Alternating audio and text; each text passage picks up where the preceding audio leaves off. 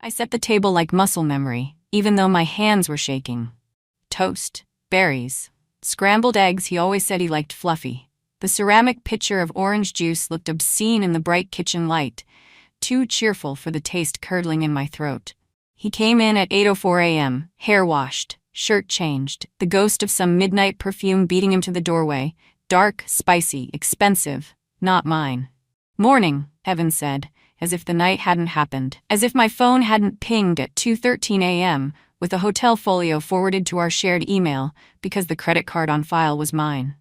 "Morning," I said, and slid a manila envelope to the center of the table, right between the butter and his mother's eyes. Helen had decided to drop by to check on the baby. She wore pearls and a face that turned kitchens into courtrooms. She reached for the envelope like a judge for a verdict. "What's this?" Evan asked, slicing into toast he didn't deserve. "Breakfast," I said. "And a bill." Helen pulled out the stapled receipts first. Harborview Hotel, room 1904. 2 entrees at 1:48 a.m., a bottle of champagne. Valet.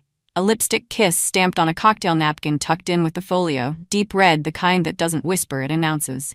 Evan's fork stopped midair. "You're overreacting," he said too quickly.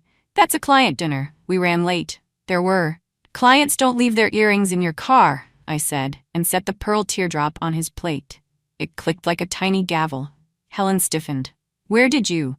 "Passenger seat," I said, next to a cufflink engraved AR. "Not your initials, Evan."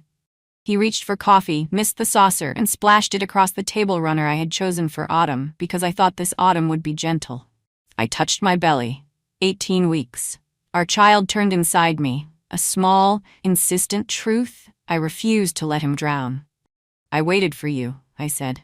"I watched sunrise crawl over a parking invoice I never signed. I smelled her on your coat when you dropped it on the chair." Helen found her voice.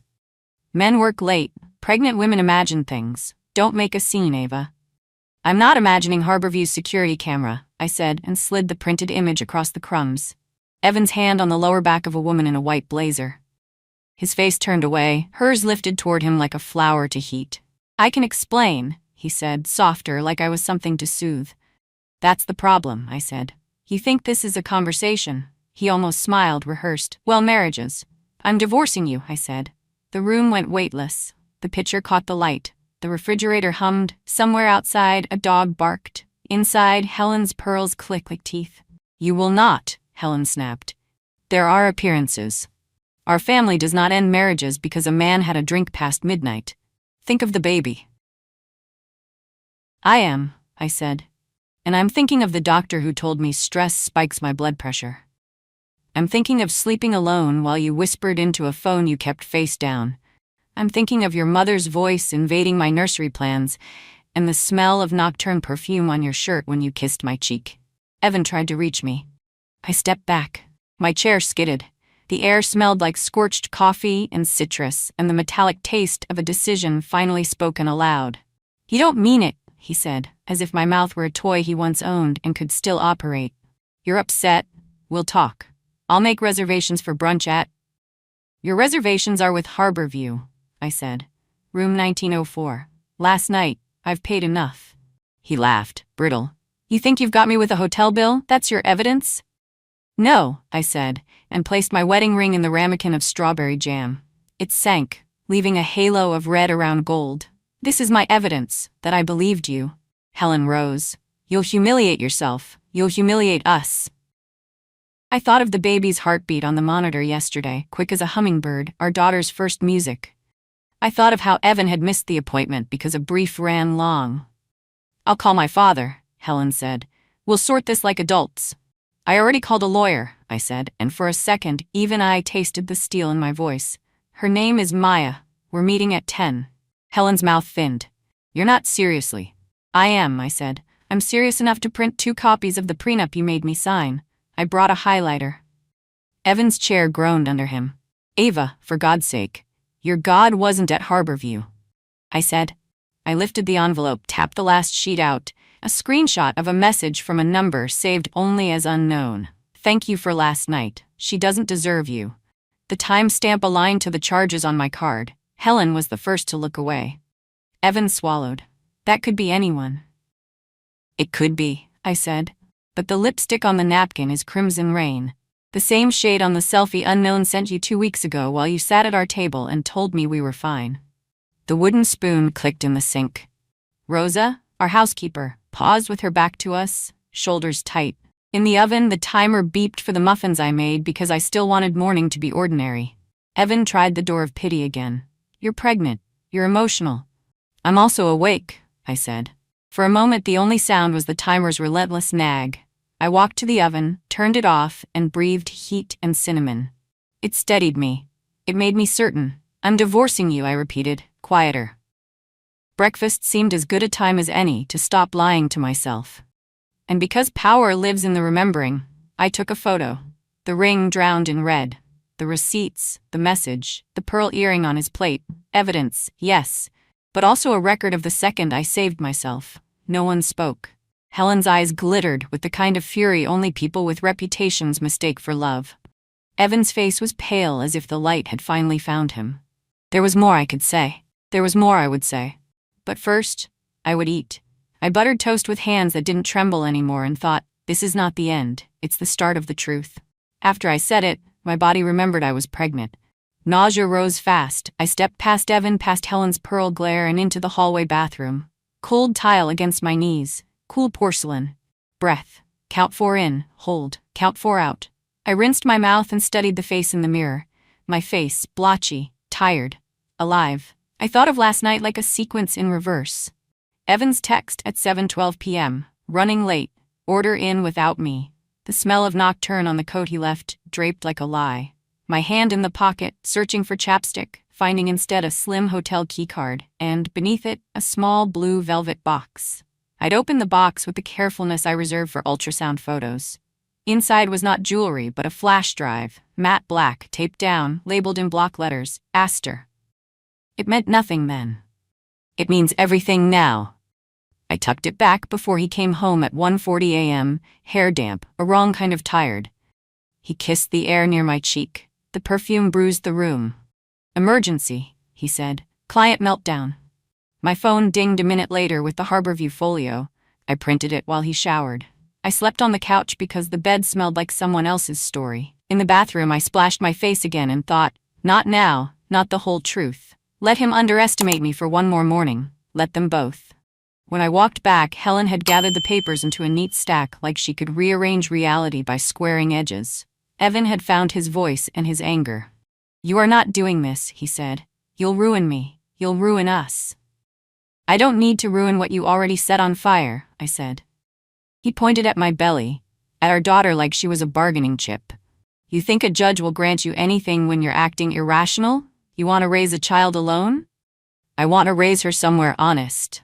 Helen inhaled to talk, but Rosa spoke first, so quietly we almost missed it.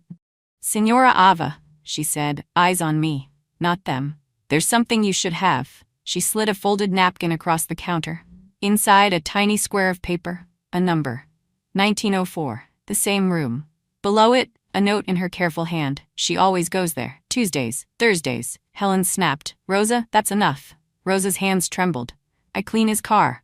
I find her perfume caps. I see what I see. Evan glared. You're fired. Try, I said. She works for me. Rosa's eyes lifted to mine with a worry that wasn't for her job. It was for me, for the baby, for whatever else she had noticed that I hadn't. I pocketed the note. New air filled my lungs. New facts arranged themselves like stepping stones. I'm meeting Maya at 10, I said. I'll take the receipts, the photo, the messages, and the prenup. Helen smiled like a trap. Yes, the prenup. The one you signed under my son's generosity. Good luck getting more than you came with. I let the insult pass me like a train I refused to board. Page 7, I said. Paragraph 3. The fidelity clause you insisted on. If either spouse commits adultery, the other retains the marital residence and primary custody pending hearing, provided the home is safe. Evan's mouth opened, closed. You didn't read that part? I asked. Or you forgot? Helen's lips thinned to nothing. I wasn't done. I couldn't be. The baby nudged like a metronome. I reached into the envelope for one more sheet. Also, there's this. A screenshot. A text to Evan from unknown at 2:05 a.m. A photo of our driveway. My car in it, my license plate. He promised me you'd be gone by now. A second text at 2:17 a.m. Don't make me knock, Helen stared. Huh? Who would send? Someone who knew he was here after, someone comfortable threatening me in my own home. Evan's voice dropped.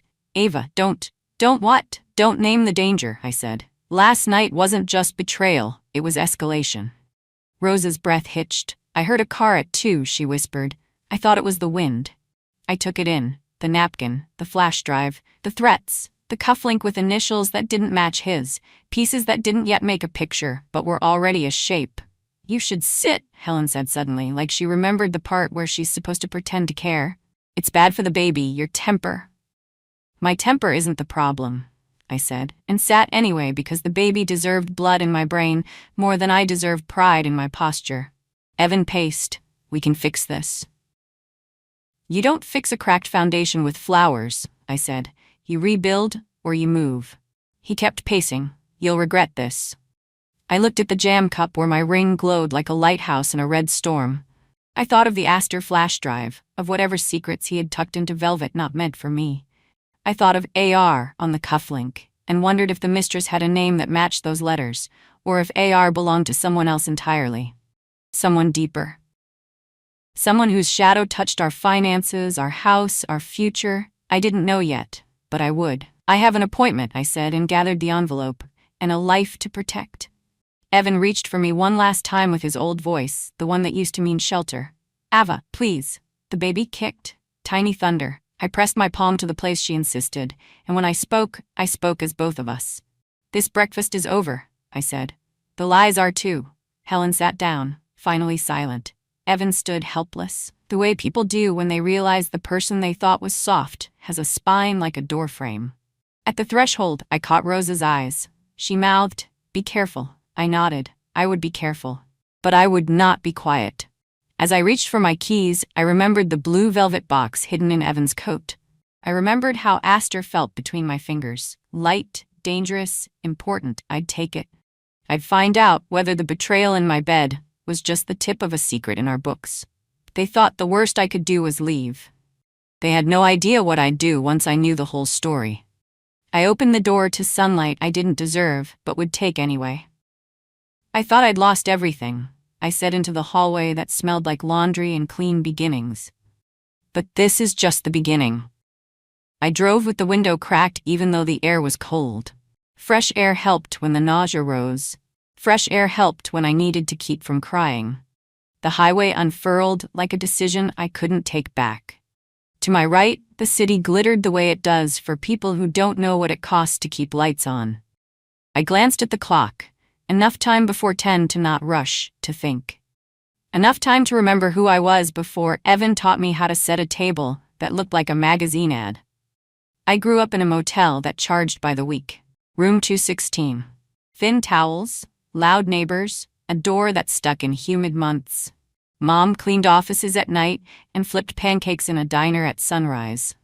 I learned to fold laundry into neat stacks because neat stacks look like control. When other kids complained about cafeteria food, I memorized the lunch calendar like scripture. When other kids joined clubs, I joined the line at the food bank and pretended it was an after-school program. No one taught me how to be soft. They taught me to show up.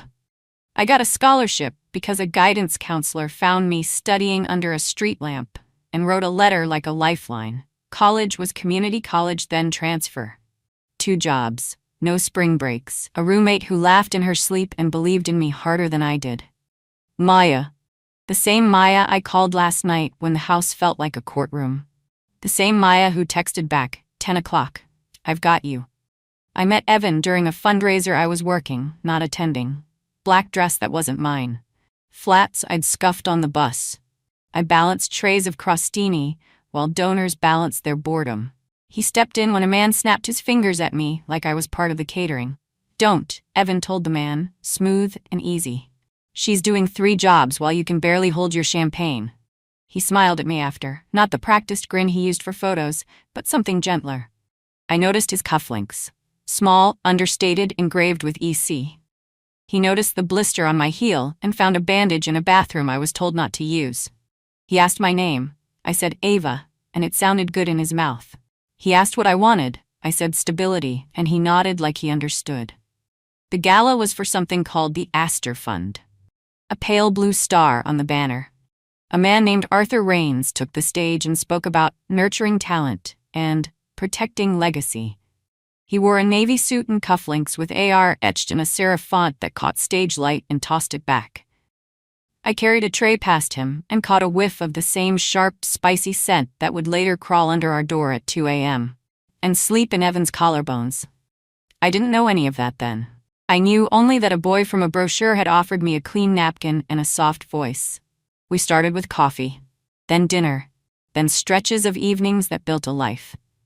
Evan said, "Move in, save on rent, save your energy for school." He had a condo with floor-to-ceiling windows, a dishwasher, a doorman who learned my name by day 3. He said, "Let me handle the bills, you've done enough." He said, "My mother is old-fashioned. Don't take it personally." On our 3rd month, Helen offered me tea that tasted like judgment and asked, "What does your family do?" She meant, "What do they have?" "My mother works," I said. "Hard." Helen smiled with her teeth and said, "Sweet." Evan put his hand on my knee under the table. Squeeze. Comfort or control? I told myself it was comfort because I wanted it to be. When he proposed, it was simple. In our kitchen, barefoot, spaghetti boiling over, his voice a little shaky. I said yes because I wanted to stop thinking about rent and start thinking about paint colors. He said there would be a prenup. Of course, there would. "Not because I don't trust you," he said. "Because people expect things of me." People meant Helen. People meant Arthur Raines and the Astor Fund, and donors who greeted Evan with the kind of familiarity that comes from shared checks and shared secrets. I signed after 2 weeks of "It's standard and everyone does it, and it's just paper." I didn't have a lawyer. I had a mother's voice in my head. Choose the roof that doesn't leak, and the memory of the street lamp I used to study under. Later, when I finally read every page, after nights of seeing the baby's heartbeat on black and white screens and wishing Evan were there, I found the fidelity clause. Helen's handwriting in the margin, non-negotiable. It felt like a lifeline I hadn't known I was going to need. Evan was good at being good. He brought flowers to nurses. He tipped valet attendants, like he remembered their kids' names. He left his phone face down during dinner and said, "I just want to be present." I wanted to be present too. I wanted to be the kind of wife who learned which dry cleaner returned buttons and who remembered the doorman's birthday. When I got pregnant, he kissed my forehead, posted a photo of our ultrasound, and wrote, "Best chapter yet." He missed the next 2 appointments because a brief ran long. And Arthur needs me. I told myself this was adulthood. 2 people building in parallel. I told myself I was lucky. Luck didn't explain the nocturne perfume that started following him home. Luck didn't explain the new passwords or the business trips that involved the same hotel overlooking the harbor. In my glove compartment, there's a crumpled receipt from a boutique called Rain from months ago when I convinced myself it was a gift he bought me and forgot to give. The lipstick shade circled, Crimson Rain. I didn't wear red. I'm good at ignoring patterns until they draw themselves in Sharpie. I took the exit toward the storage facility because my hands needed something that wasn't a steering wheel. Unit 12C smelled like dust and cedar blocks I bought to convince myself I was fancy. Boxes labeled with my handwriting, books. Kitchen. Mom. I opened Mom, her diner apron, a stack of postcards she never sent because stamps were a luxury. A composition notebook from when I was 13. On the first page, in my neatest trying hard letters, the Astor list. I'd copied the word from a flower book at the library. Astor. Star. I'd written, 1, a place where the door doesn't stick. 2, a fridge that's full. 3, a life where no one raises their voice unless it's for singing. I sat on the concrete floor and let my past look at me. Astor in my lap. Astor on a flash drive in a blue velvet box in my kitchen drawer. Astor on the banner behind Arthur Raines the night I met Evan. Coincidence is a lazy word? I'm not lazy. I slid the notebook into my bag and felt something loosen behind my ribs. Not relief. Something like remembering. On the way out, my phone buzzed. A text from Maya. Running 5 minutes early? Take your time. A text from unknown sat above it, unread from 3 weeks ago, buried under coupons and doctor reminders. Does he still tell you he's working late? I'd archived it without opening the day it came in, because it looked like spam because I wanted it to be spam. I opened it now. Another message followed it, sent an hour later that same night. Ask him who pays for his harbor view. I swallowed. The baby rolled, slow and certain. There are things you can forgive when you owe your life to someone. There are things you can't forgive when you finally owe your life to yourself. I thought about Mom's rules for hard days. Rule 1. Eat. Rule 2. Tell the truth. Me 3. If you can't tell the truth to someone, tell it to yourself and act like it matters. I put the car in drive and told myself the truth. I married Evan because he made the world quieter. I stayed because I was tired of starting over. I looked away because I wanted to believe that money could build a roof so solid it would keep out loneliness. Today, I don't want a roof. I want a door that opens when I push it. I decided then what I would do after I met Maya. I would go home and take the blue velvet box. I would open the flash drive. I would find out whether Astor is a fund or a flower in Evan's world. Whether the initials AR in my husband's car belonged to the man who toasted his career and taught him how to hide things. And if the woman in the white blazer wore Crimson Rain because her last name is Rains, I would learn that too. Not out of jealousy, out of safety. The highway spit me out near the courthouse where the coffee carts line up like small acts of mercy. I bought a plain bagel and ate half, because Rule 1 still matters even when your life is a crime scene. I breathed. I felt the baby's heel against my palm. I let myself hope in a thin, stubborn way. I used to think survival meant choosing the safest person in the room. Turns out, it means choosing myself. I checked the time. Plenty left to get upstairs, to sit across from someone who would talk like a person and not like a reputation. I closed my eyes for a second and saw a blue star on white fabric, saw a stage light on silver letters, saw a boy slipping a bandage over my blister. It hurts to reframe the past, to admit the hero was also the harm. But it hurts worse to keep pretending. Mom, I said to no one and to her, I'm going to be okay. The light turned green. I went. I arrived early, but Maya was earlier. She always was. The law office wasn't hers. It belonged to a firm with marble floors and a receptionist who pronounced my name like it cost extra. But Maya's voice cut through the marble, soft and sharp all at once, and suddenly I wasn't just a pregnant woman clutching an envelope of betrayal. I was Ava. Her Ava. The girl she used to share instant noodles with when we couldn't afford takeout. Sit, she said, pulling me into the small conference room the firm had let her borrow. Eat. You look pale. I laughed, except it wasn't a laugh. I already tried. Half a bagel. Bagels aren't food, they're stalling tactics, she said, and slid a granola bar across the table. I unwrapped it because that's what you do when someone who's saved your life before tells you to. The office smelled like leather and lemon cleaner. Out the window, the courthouse steps filled with lawyers in navy suits and women in heels that didn't wobble. People who looked like they'd never had to count pennies in a coin jar to keep a fridge humming. I pressed a hand to my belly. The baby turned, gentle this time, like she trusted me. Tell me everything, Maya said. So I did. The receipts, the lipstick, the napkin, the pearl earring, the fidelity clause, the text messages, the threats, Rose's napkin with 1904 scrawled on it. When I finished, Maya didn't gasp. She didn't pity. She just said, okay. Okay? I asked. She leaned back, fingers steepled. We'll file immediately. The prenup's enforceable, especially with the clause. Custody will be yours unless he proves you're unfit, and trust me, you're not. The house is yours. The evidence is strong, but... There it was. The but. I asked. Maya slid her legal pad across the table. On it, she'd written a name in clean block letters. Arthur Rains. Who is he to Evan? She asked. I swallowed. He runs the Astor Fund. Evan met him years ago. He helped with connections, donors, networking. Helped, Maya repeated. Or owned? The word lodged in my throat. Look, she said gently. Your husband isn't just cheating with a woman. He's tied to something bigger. That USB Astor could be financial, could be political, could be both. Do not underestimate that name. I thought of the cufflink with AR left in Evan's car. The perfume called Crimson Rain. The text about who pays for his harbor view. What do I do? I whispered. You already did the first step, Maya said. You told the truth. Next, you get that flash drive. Quietly. And you don't breathe a word of it to Evan. I nodded, because my body already knew it. I decided hours ago. The conference room door opened then without a knock. A man in a charcoal suit stepped in, carrying a folder, mid-40s, hair silver at the temples, eyes too familiar. I'm sorry, he said smoothly to Maya. The partner asked me to drop this off. Wrong room. But his gaze lingered on me a fraction too long, on my belly, on the envelope by my elbow. Then he left. I froze. Who was that? Maya frowned. Staff. Don't worry about it. But her pen tapped once, twice against her pad, her tell when she didn't believe her own words. I looked down. A slip of paper had fluttered out of the man's folder when he passed. I bent, heart pounding, and picked it up. It wasn't a random document. It was a card.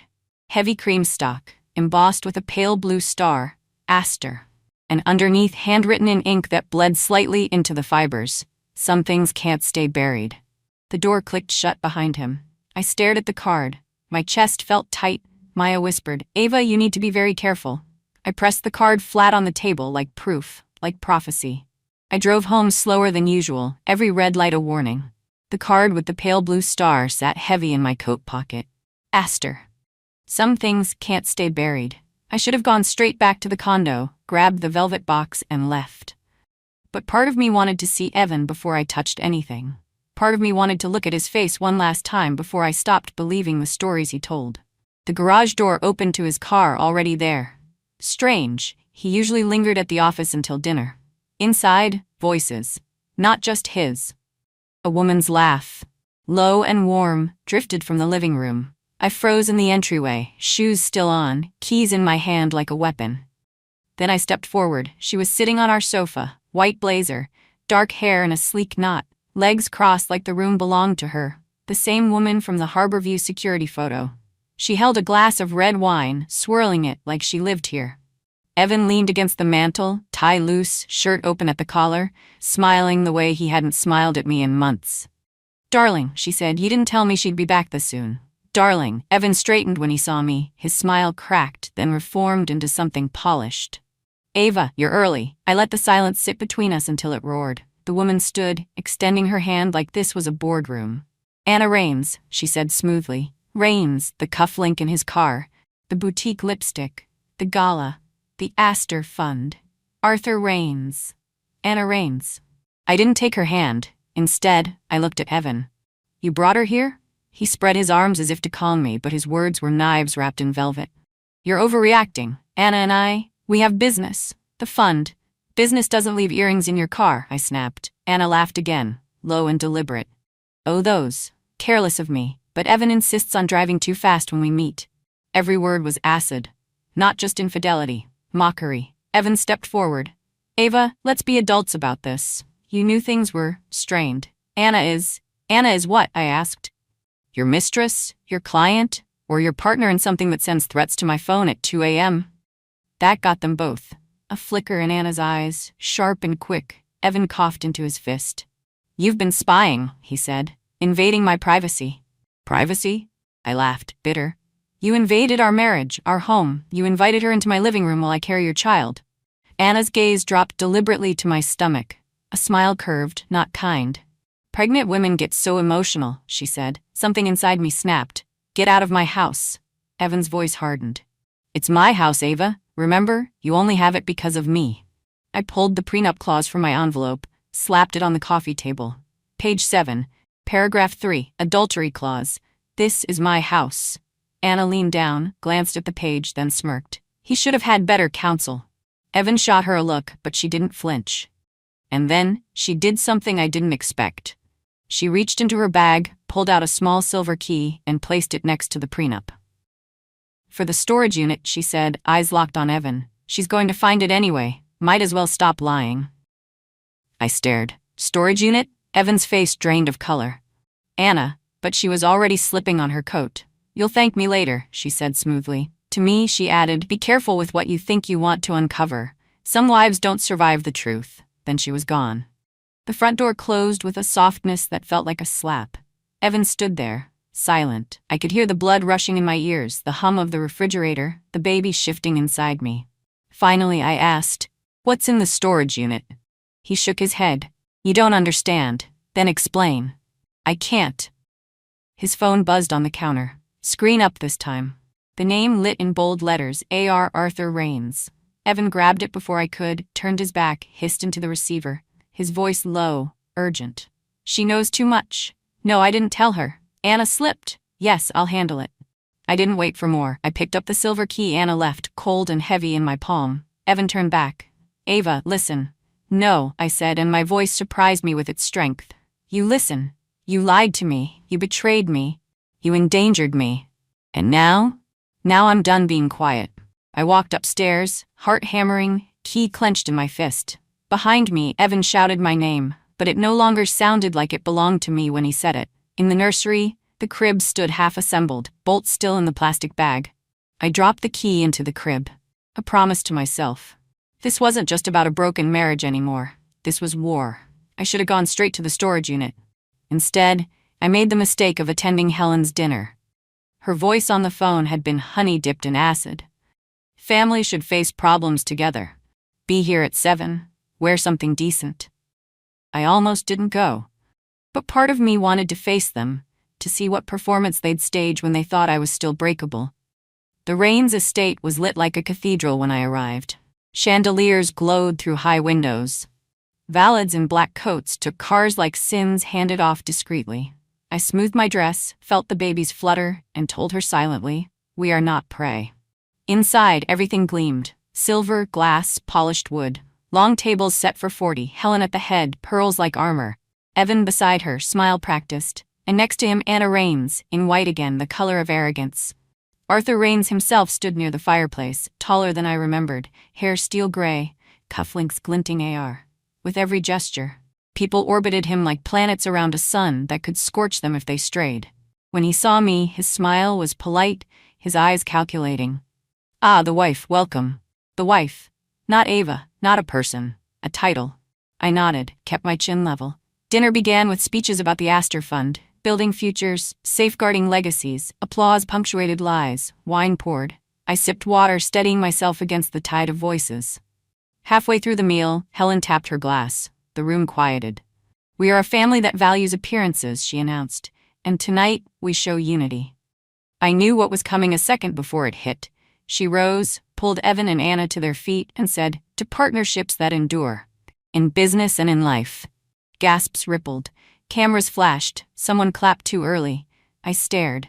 Evan didn't look at me. He let his mother press Anna's hand into his, let Arthur lift a glass and toast, let the room believe this was his future. My pulse thundered in my ears. I stood, slow and deliberate. The room stilled. Interesting choice of words, I said, voice clear enough to carry. Unity, endurance, appearances. Helen's smile faltered. Sit down, Ava. No, I said, I won't sit down ever again while you pretend this. I pointed at Evan and Anna's joined hands. Isn't what it looks like. Whispers crackled through the room. A few phones lifted, recording. Evan's mask slipped. Ava, don't. I pulled the folded prenup clause from my bag and held it high. Page 7, paragraph 3, adultery clause. For those of you toasting, let me translate. This house you're drinking in, this legacy you're clinging to, it isn't theirs anymore, it's mine. Arthur's glass froze midair. Anna's smirk faltered. Helen hissed, "You're humiliating yourself." "No," I said louder, "I'm telling the truth. You're just not used to hearing it spoken out loud." And then, I did what terrified me but freed me. I lifted my phone, tapped the screen, and projected onto the wall behind me the security image from Harborview. Evan's hand on Anna's back, her face turned up toward him. The crowd gasped, sharp and collective.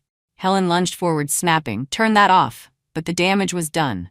Murmurs spread. "She's pregnant. He's with her. Did you see?" Anna straightened, voice icy. "You don't know what you're doing, Ava."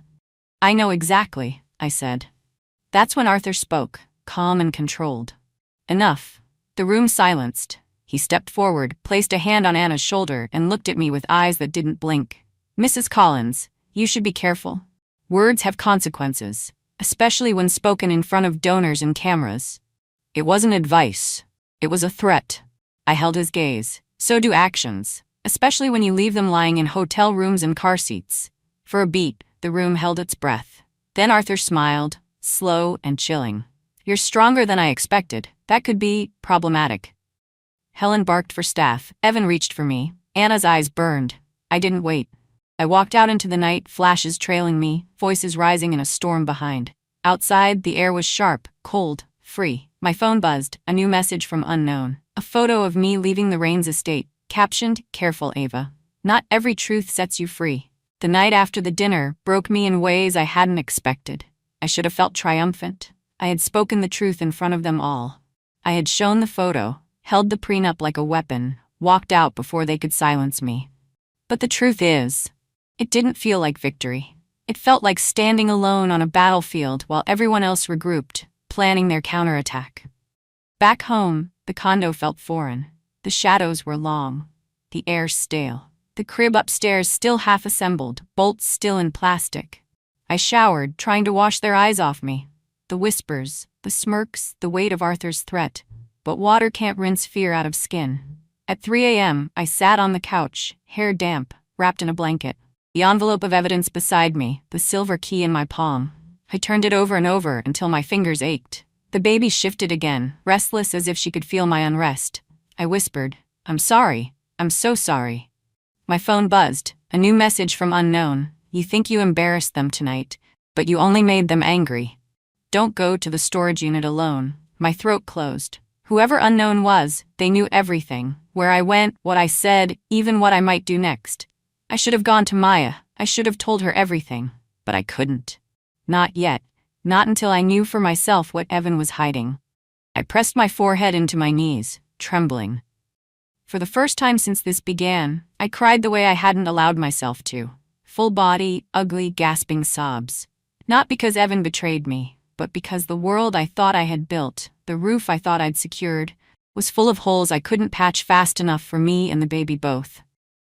The next morning I tried to go about ordinary things. I made oatmeal. I folded baby clothes Rosa had washed. I even played soft music like I could trick my body into calm. But then the news hit. A headline flashed on my phone. Rain's family hosts gala, unity in uncertain times. The photo beneath it stopped me cold. Evan and Anna side by side, smiling. Arthur raising a toast. My chair at the table cropped out like I'd never been there. No mention of me. No mention of my accusations. The article painted me as unwell and praised the strength of the Collins-Rains alliance. They had erased me. I dropped the phone. It clattered against the counter. My knees gave out, and I sank to the floor. I felt small again. Motel small. Street lamp small. The girl who studied on curbs because she had nowhere else to sit. Only this time I had someone inside me, depending on me not to stay small. That afternoon, Helen came. She didn't knock. She never did. She swept in like she still owned the air I breathed. "You made a spectacle," she said. "Arthur is furious. Evan is humiliated. Anna is patient, but only to a point." I gripped the counter for balance. "Get out." "You think you won last night? You didn't." She set a folded newspaper on the counter. "Read. You don't exist in their version. That's the story people believe." "I have evidence." "You have scraps," she said coldly. "They have networks. Lawyers, money. The Astor Fund has kept bigger scandals buried than your little tantrum." I swallowed hard. Her gaze fell to my belly. "Think of the child. Do you want her raised in disgrace? Do you want her father ruined, her name whispered in every hallway?" "She deserves honesty," I said, though my voice cracked. "She deserves security," Helen shot back, "which you cannot give her. Sign a quiet settlement. Take your money. Leave." "No." Her eyes flashed. "You're a fool." And then, softly, deliberately, she added, "Accidents happen, Ava, especially to women who wander into rooms they shouldn't." The words chilled me more than Arthur's smile. When she left, the apartment smelled like her perfume. Powdery, cloying, suffocating. I locked the door. I checked the windows. I sat on the nursery floor and hugged the crib pieces like they could shield me. By evening, exhaustion swallowed me whole. I dreamed of fire alarms in motel hallways, of running barefoot with my mother, of blue stars painted on doors that weren't exits. I woke with a start, chest heaving. The silver key lay on the nightstand. Catching the moonlight, I reached for it. My hands steadied. Fear could keep me paralyzed, or it could keep me alive. I decided then I would go to the storage unit. Not tonight, not reckless, but soon. And not alone. For now I placed the key inside the notebook labeled the Astor list. I pressed the cover shut, like sealing a pact with my younger self. Rule 1. Eat. Rule 2. Tell the truth. Rule 3. Act like it matters. And this mattered more than anything, even if it broke me first. I thought I was holding it together. But bodies don't lie the way people do. 3 nights after Helen's visit, I woke with a sharp pain slicing across my stomach. Not the gentle pull of ligaments, not the rolling kicks I'd grown used to. This was different. Violent. Wrong. I tried to stand and the world tilted. The room blurred. The silver key clattered from the nightstand onto the floor. I remember calling Maya's name even though she wasn't there. I remember Rosa bursting through my bedroom door because she had stayed late, folding laundry. I remember the fear in her voice. Senora, hospital, now. The ER lights were too bright, too white. Machines beeped like impatient clocks. A nurse strapped monitors across my belly. My baby's heartbeat filled the room, fast, erratic, then steady again. I clutched the sound like a lifeline. She's stable, the doctor said finally. But you need rest. Stress this early, it's dangerous. I nodded, tears sliding into my hair. Rest. As if rest was possible with Arthur Rain's smiling threats and Helen whispering about accidents. Evan showed up at the hospital the next morning. Of course he did. Appearances. He carried roses, red and gaudy. He kissed my forehead for the cameras outside the door. But when the reporters left, his mouth hardened. You're making me look like a monster, he hissed. You don't need my help with that, I said, voice raw. He set the roses down too hard, petals scattered across the sheet like blood drops. Arthur says this can still be salvaged. We'll release a statement. Say you had a scare. I was by your side. Say the gala photo was misinterpreted. Misinterpreted? I choked. You were holding her hand. It was optics, he snapped. You don't understand the level we're playing at. I understand enough. He leaned closer, lowering his voice to a threat. If you keep pushing this, Ava, you won't just lose me. You'll lose everything. Custody, support, safety. I stared at him, disbelief thick as bile. You'd fight me for custody while I'm lying in a hospital bed because of you? I'll do what I have to, he said. And just like that, the boy who once taped a bandage to my blister was gone. Only a stranger remained. When he left, Rosa slipped in. She held my hand, rough from years of work. You must be careful, she whispered. People like them, they don't stop at money. They erase. Erase? I asked. She nodded toward the window where the reporters had been. They erase stories, people, wives. My skin went cold. Why are you helping me? Her eyes filled. Because I watched my sister marry a man like him. She didn't survive. I see the same eyes in Arthur. You must fight differently. I squeezed her hand, grateful and terrified. That night, alone in the hospital bed, I dreamt of fire again. Of motel doors sticking while smoke filled hallways. Of my mother pulling me by the arm, screaming run. I woke gasping, sweat soaking the gown. The monitors spiked, nurses rushed in. The baby's heartbeat galloped, too fast, too scared. I whispered, stay with me, little one, please. Eventually, the rhythm steadied, but mine did not. The next morning, Maya arrived with a file folder. You look awful, she said gently. Stress? I whispered. Almost lost her. Maya set the folder down. Then we can't wait. I dug deeper into the Astor Fund. I pushed myself upright, every muscle heavy. What did you find? She opened the file. Page after page of financials, names, shell companies. It's not just a charity, she said. It's a front. Money laundering, offshore accounts, and Evan is tied to all of it through Arthur. The room swayed. Not from pain this time, but from the truth landing. Storage unit, I whispered. That's where the proof is. Maya nodded. Then that's where we go. But not yet. You need to be discharged. Stronger, if they suspect. They already suspect, I said, remembering Arthur's eyes, Anna's smirk, Helen's hiss. The monitor beeped faster again. Maya touched my arm. Breathe. You're not alone. For the first time since this began, I almost believed it. That night, I wrote in my notebook. The Astor list, survive, keep her safe, open the door with the silver key. I underlined the third line twice, because if I didn't open it, someone else would. And then I'd never know what future I was running toward, or from. I fell asleep with the notebook pressed to my chest, the silver key on top of it. The baby kicking softly beneath it all, like she understood. The hospital discharged me after 2 days. They said rest. They said calm. They didn't know calm was impossible when danger breathed down your neck. I didn't go home. I went straight to the storage unit. Maya insisted on coming. Rosa too. We arrived just before dusk, when the sky turned bruised purple and the lot was mostly empty. Our breaths fogged in the cold. I held the silver key tight. My hand shook. Ready? Maya asked. No, I whispered. But I'm doing it anyway. The lock clicked open too easily, like it had been waiting for me. The metal door rattled upward and stale air rushed out, thick with dust and something sharper, like oil, like secrets. Inside were boxes. Stacks and stacks, each labeled in Evan's handwriting, client files, fund reports, Aster, dozens of binders, hard drives, folders with initials scrawled in black marker, AR stamped over and over. My stomach clenched. Rosa stepped in first, careful. Dios mío, she whispered. Maya grabbed a folder, flipped it open. Shell companies, transfers, offshore accounts, millions moved through charities into private holdings. This isn't just adultery, Ava. This is federal crime.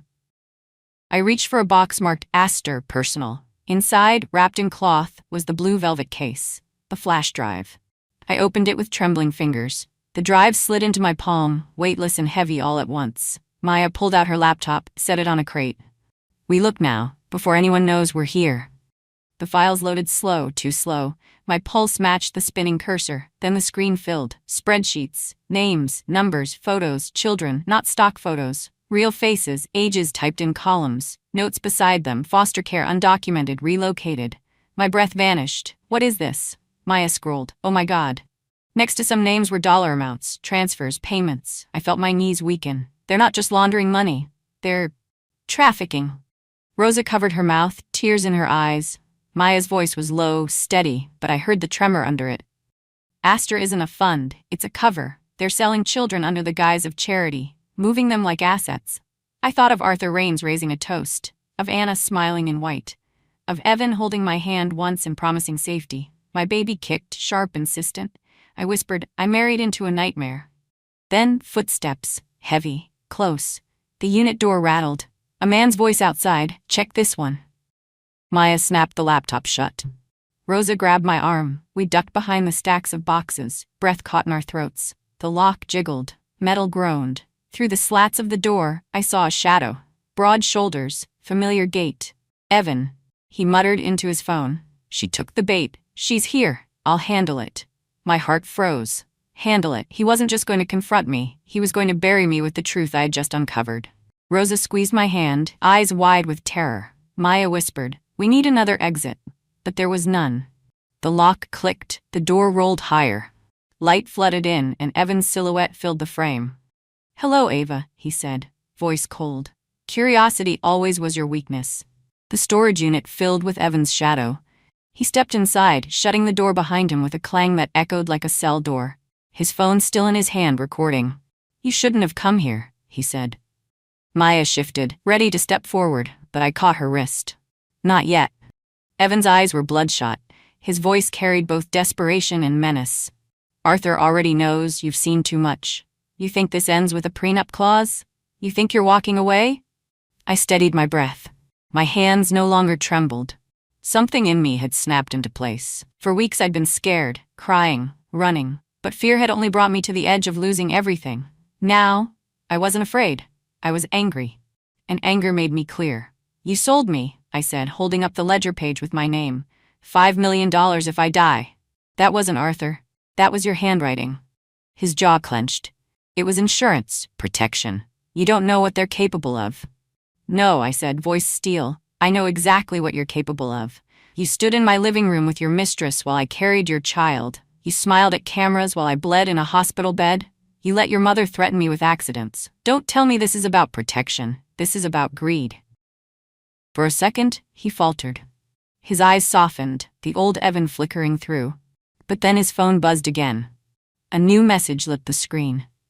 Unknown, she's not worth saving. Finish it. Evan's hand shook, his thumb hovered. He looked at me like he didn't know which side of himself would win.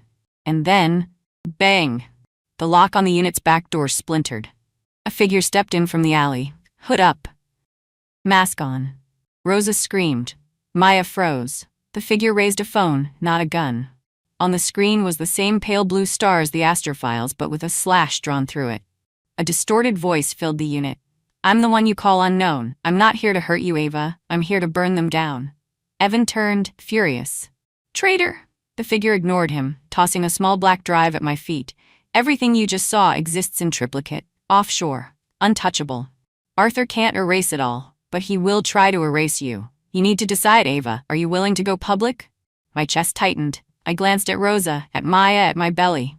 Fear pulsed through me, but beneath it, something else beat stronger. Resolve. Yes, I said. My voice didn't shake. I'll go public, even if it kills me. The figure's masked head tilted, almost like approval. Good. Then you'll need armor. He turned to Evan. And you'd better pray she survives, because if she doesn't, Arthur will bury you next. Evan's face drained. The figure slipped out the way he came, leaving only the echo of footsteps. Silence fell heavy. Maya crouched, scooping up the black drive. This could be everything, she whispered. Rosa crossed herself. Madre de Dios? And me? I straightened. I wiped my tears. I felt my spine align, tall and unyielding. For the first time, I wasn't the motel girl begging for stability. I wasn't the wife begging to be loved. I was the mother of a child who deserved a life free from monsters, and I was done being prey. I looked Evan dead in the eye. You should start packing, because the next time I see you, it'll be across a courtroom. He opened his mouth, but I didn't give him the chance. I turned, pushed the door open, and stepped into the night air, the black drive clutched in my hand. For the first time in weeks, I felt something close to freedom. Not safety, not yet, but freedom. And freedom was the first step toward war. For days after the storage unit, I didn't recognize myself. I had been fear, I had been weakness, I had been silence. But now? Now I was a woman with proof in her hands and fire in her veins. Maya arranged a safe house, a modest townhouse on the other side of the city under a different name, rented in cash. Rosa moved in with me. She refused to leave. If I saw what I saw, she said, crossing herself, then I cannot pretend not to stand with you. We kept the curtains drawn. We spoke in whispers. But even in hiding, I began to change. The first morning, I cut my hair. Shorter, sharper. When I looked in the mirror, the girl who had once hidden behind long waves to seem softer was gone. In her place stood someone who could stand on a witness stand without flinching. The next day, I bought a new wardrobe. Not silk dresses Evan picked. Not pastels Helen insisted made me look proper. I bought black blazers, boots I could run in, and a red lipstick, Crimson Rain, the same shade Anna flaunted. I wore it not as mimicry, but as reclamation. Every layer I put on was armor. Every reflection reminded me I was not theirs to define anymore. Maya trained me, not with weights or weapons, but with words. You'll be cross-examined, she said, pacing. They'll call you hysterical. They'll waive your hospital stay in front of a judge and say you're unstable. What do you say? I straightened my spine. I say I survived their threats while carrying a child. That makes me stronger, not weaker. She smiled, again. Day after day I practiced. Each answer stripped away the doubt. Each rehearsal stitched steel into my voice. Meanwhile, Rosa dug. She went through the black drive, clicking through files with grim patience. Look, she whispered one night, pointing at the screen. Invoices. Names. Some are politicians, some are judges. They are all dirty. One name froze me cold. Dr. Halverson, my obstetrician. Next to his name, consultation fee, Astor. My blood turned ice. They even bought my doctor. Rosa touched my hand. Then you must choose carefully who you trust. No one near them is clean. I nodded, teeth gritted. Then we exposed them all. By the end of that week, I wasn't hiding. I was planning. Maya had contacts in journalism. Rosa had courage. And I had the drive, the literal drive, to bring the Rains empire down. But exposure required precision. One wrong move, and Arthur would bury me before a headline ever printed. So I began recording my own story. Late at night, with the camera propped on a stack of books, I spoke into the lens. My name is Ava Collins. I am the wife of Evan Collins. I am 18 weeks pregnant, and if you are watching this, it means something happened to me. The people responsible are Arthur Rains, Anna Rains, and the organization known as the Astor Fund. My voice didn't shake. My eyes didn't wander. For the first time, I believed myself powerful. I saved the video, uploaded it to 3 cloud servers under aliases Maya created. Scheduled it to release automatically if I didn't log in for 72 hours. Insurance. My kind of insurance. Then came the moment I knew I had changed completely. I walked past a boutique window and saw Evan inside, alone, drinking, his shoulders slumped. The old me might have felt pity. Might have remembered his hand on my blister, the boy I thought was kind. But the new me? I didn't flinch. I walked past, chin high, lipstick red as war paint. His eyes followed me through the glass, wide with disbelief. I realized then it wasn't me who was weak, it was him. And for the first time, he knew it. That night, Maya said, "When you stand in court, Ava, you need to be more than a victim. You need to be undeniable." I looked at my reflection one last time. Short hair, black suit, crimson lips, and I whispered to the girl who used to study under a street lamp, the girl who once wrote the Astor list. We made it. And we're not done yet. The day came sooner than I expected. Maya called me at dawn. Her voice was urgent, clipped. The story is going live today, prime hour. We release it all. The drive, the video, the files. You'll need to stand with me. I closed my eyes, touched my belly, whispered to my daughter, we're ready. By noon, the courthouse swarmed with cameras. Reporters pressed microphones through the barricades, their questions sharp as arrows. Mrs. Collins, do you confirm the allegations? Is it true your husband arranged a $5 million policy on your life? Are you afraid for your safety? I stood taller, black suit crisp, red lips unshaken. I am not afraid, I said. The truth is bigger than my fear. Rosa gripped my elbow. Maya flanked me. Together, we walked up those steps like an army of three. Inside, the federal prosecutor took the USB. This, he said, flipping through the files, is enough to burn the Rains empire to ash. For once, I believed him. The trial was swift once the story broke. Headlines screamed, Astor Fund a front for human trafficking. Rains dynasty under federal investigation. Pregnant wife exposes billion-dollar crime. Arthur Rains sat in the defendant's chair, cufflinks stripped, jaw locked. Anna by his side, her white blazer exchanged for prison gray. Evan? He tried to strike a deal. He cried on the stand. He blamed Arthur, Anna, everyone but himself. But the insurance ledger with his handwriting, the surveillance, the bank transfers, it crushed him. Helen didn't show in court. She was already under house arrest, her assets frozen. And me? I stood as witness. Belly round, back straight. I told the truth. My voice didn't waver. When the verdict came, guilty on all counts, the courtroom erupted. Arthur's face went red with rage. Anna hissed like a cornered snake. Evan dropped his head into his hands, and I breathed. For the first time in months, I breathed. Outside, the press surged again. Lights flashed, questions flew. I lifted the microphone with steady hands. My name is Ava Collins. I was meant to be silenced. Instead, I chose to speak. This victory is not just mine. It belongs to every woman told to keep quiet, to every child stolen under the banner of charity, to anyone who's ever been erased. Today, we end that. The crowd roared. Not applause, but something better. Belief. Weeks later, the condo was legally mine. But I didn't want it. I sold it, donated part of the money to real children's shelters, not fake ones with stars in their logos. I moved into a small house with a garden. Rosa lived nearby. Maya visited often. The nursery was finished this time, sunlight spilling across pale yellow walls. When my daughter was born, I named her Stella, Latin for star. But not like Astor, not their brand, not their chain. My star, my light, my freedom. One evening, rocking Stella in her crib, I found the old notebook again.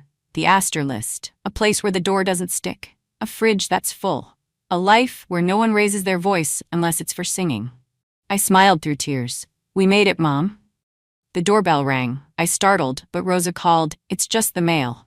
On the step lay an envelope. Inside, a single photo. Arthur Rains in handcuffs led into a van, scrawled across the back in black ink, Some stars fall harder than others. No signature, no return address. I knew it was from unknown. I didn't feel fear this time, only gratitude, because some battles you fight in the open.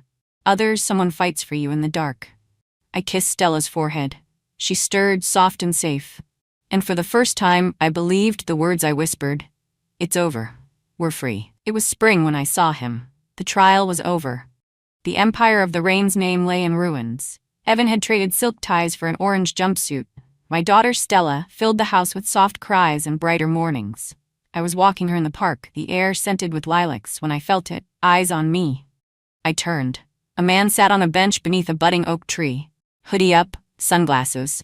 A book in his lap he wasn't reading. For a heartbeat, fear prickled up my spine. Then he lifted the book slightly, and I saw it. Slashed across the cover in black marker, the same symbol he'd shown me before. The star with a line through it. My breath caught. He didn't approach, he didn't wave, he just nodded once, slow and deliberate, like a silent pact between us. A promise. You're safe. I'm still watching. I wanted to thank him, to ask his name, to know why he chose me, of all people, to help. But when I blinked, a jogger passed between us. And when the path cleared, he was gone. All that remained was the bench, empty, and a folded slip of paper where he had been sitting. I picked it up, hands trembling. On it, written in neat block letters, "Raise her strong. She'll never have to write another Astor list." Tears stung my eyes. I tucked the note into Stella's baby book, between the photo of her tiny footprints and the ultrasound that had once been the only proof she was real. Then I whispered into her soft hair, "You're free, my star, and you'll never live in the shadows I did." As we walked home, sunlight spilled through the branches. For the first time, it didn't feel like something to fear losing. It felt like ours.